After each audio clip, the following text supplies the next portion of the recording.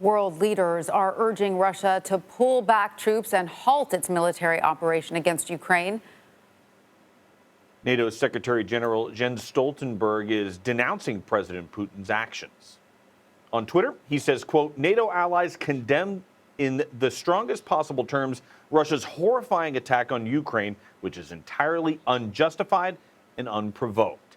Now, Stoltenberg joins G7 leaders after meeting with the European Council and European Commission presidents to discuss a NATO and EU response to Russia's actions. He says the EU and NATO stand united. NATO and the EU stands united. We condemn Russia's grave violation of international law and of the principles on which European security is built. I welcome the coordinated actions announced by the European Union, NATO allies and partners. For more on this, I want to bring in CBS News foreign correspondent Ian Lee. Hi, Ian. So during that emergency UN Security Council meeting last night, Ukraine's ambassador called on countries to, quote, do everything possible to stop the war. He also had very harsh words for his Russian counterpart at the meeting, saying, quote, war criminals go straight to hell. As we know, Russia has ignored the threat of sanctions and the sanctions imposed thus far. So are more sanctions enough to stop these attacks? Tanya, it doesn't seem like sanctions will stop Putin at this point, or really ever were a deterrent. This war almost seems personal for him. He wrote a nearly 20-page manifesto, essentially detailing why Ukraine belongs to Russia. And at this point, in for a penny, in for a pound. He's already committed. It is unlikely he'll change his mind. But that being said, the European Union, United States, UK, and other allies are going to make it hurt for him. This is what Boris Johnson said earlier today. Today, in concert with our allies, we will agree a massive package of economic sanctions designed in time to hobble the Russian economy.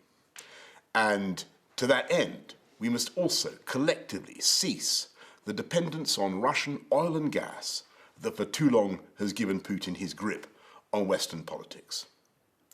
Our mission is clear. Diplomatically, politically, economically, and eventually militarily, this hideous and barbaric venture of Vladimir Putin must end in failure.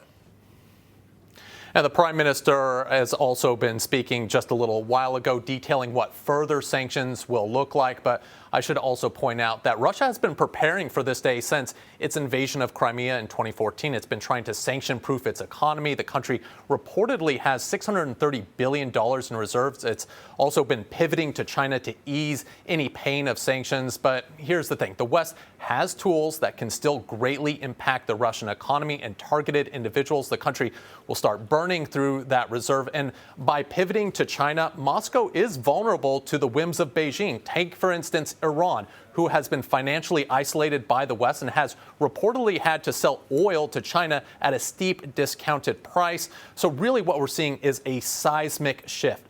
You have Europe losing its Russian oil market. If Russia stops putting or sending them gas or oil, they could lose that. But also Europe could be focusing on other alternative energy sources like other markets or green technology. So you really could see Russia lose Europe as a market for its petroleum products.